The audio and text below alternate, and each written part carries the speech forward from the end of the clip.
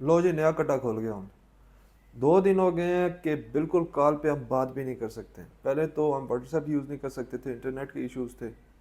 اب نیا کٹا یہ کھل گیا کہ اب آپ کال کرتے ہیں کسی کو تو کال یا تو آپ کی آواز نہیں ان کو جا رہی ہوتی یا ان کی آواز آپ کو نہیں آ رہی ہوتی اور کال بار بار کٹ جاتی ہے.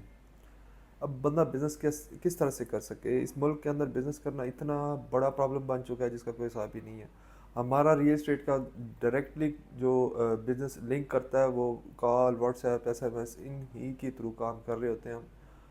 اور بیشتر بزنسز ایسے ہیں جو کہ ڈائریکٹلی کنیکٹڈ ہی اسی طرح سے ہوتے ہیں کہ وہ ان سروسز کال پہ دے رہے ہوتے ہیں یا پھر انٹرنیٹ پہ ہی آن لائن جابس وغیرہ انٹرنیشنلی کر رہے ہوتے ہیں.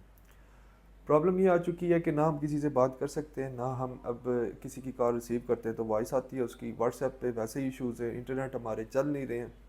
اور اس کے بعد مزید یہ کہ ریل اسٹیٹ کے اندر اتنے باری قسم کے ٹیکسز لگا دیے گئے ہیں کہ بندہ نہ ہی پوچھے. اتنے زیادہ ٹیکسز ہیں کہ اب سیل پرچیز نہ ہونے کے قریب ہو چکی ہوئی ہے. بالکل انویسٹمنٹ سلو ہو چکی ہوئی ہے، انویسٹر سارا نکل رہا ہے.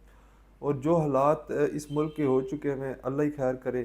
یہ جو تجربے کار لوگ ہمارے ملک پہ مسلط کیے گئے ہیں اللہ ان سے ہمیں پناہ میں رکھے. بہت ہی تکلیف کے اندر یہ آج کل ملک کی صورتحال چل رہی ہے. بتانے کا مقصد کچھ یوں ہے کہ ریل اسٹیٹ میں کچھ دن پہلے آپ نے سنا تھا کہ نیو ٹیکسز جو ہیں وہ لاگو کر دیے گئے ہیں. پہلے سے ہی اتنے بھاری بھرکم ٹیکس ریل اسٹیٹ کے اوپر ہے. مزید یہ کہ میں آپ کو بتاتا چلوں کہ ریل اسٹیٹ بیک بون ہوتی ہے کسی بھی ملک کی. جیسے کہ آپ دبئی کے اندر دیکھ رہے ہیں کہ وہاں پہ ٹیکس فری ہے. آپ وہاں پہ کوئی چیز پرچیز کریں، سیل کریں، 0% ٹیکس ہے. اب وہاں پہ جا کے ڈیولپمنٹ دیکھیں. اب آپ دیکھیں کہ لوگ یہ پیسہ اٹھائیں گے اور اپنے بینکوں میں رکھیں گے اور سود کھائیں گے جو اللہ کے ساتھ سراسر جنگ ہے. اچھا اس میں 2 پرابلمز ہوتی ہیں. آپ کا ایک تو جو منی ہے وہ سرکولیٹ نہیں ہوتی. جیسے آپ ریل اسٹیٹ کے اندر آتے ہیں تو ریل اسٹیٹ کے اندر منی آپ کی سرکولیٹ ہوتی ہے. ایک گھر بنتا ہے، ٹھیک ہے، اس کے اندر 400 قسم کی انڈسٹریز چل رہی ہوتی ہیں، سیمنٹ، بجری، ریت وغیرہ، پینٹ. اس میں بے شمار چیزیں ایسی ہیں جس میں سب لوگوں کا رزق یعنی ان تک پہنچتا ہے. ایک بلڈنگ بنتی ہے تو اس کو ہی آپ بالکل ایسے دیوار کے ساتھ لگا رہے ہیں کہ آپ کنسٹرکشن بالکل ہی ختم کر چکے ہوئے ہیں. ریت، بجری، سیمنٹ، سریا، ہر چیز آسمان کو جا کے چھو رہی ہے. اور پلس اس کے اوپر ٹیکسز. یعنی آپ ایک قسم کا یہ چاہتے ہیں کہ کوئی بندہ اس ملک کے اندر بزنس ہی نہ کرے. ایک وہ دکاندار ہے جو کہ ایک دن میں 10 کلو چینی بیچتا ہے، ٹھیک ہے، اور اس نے ریٹ پروفٹ جو ہے وہ 2 روپے رکھا ہوا ہے.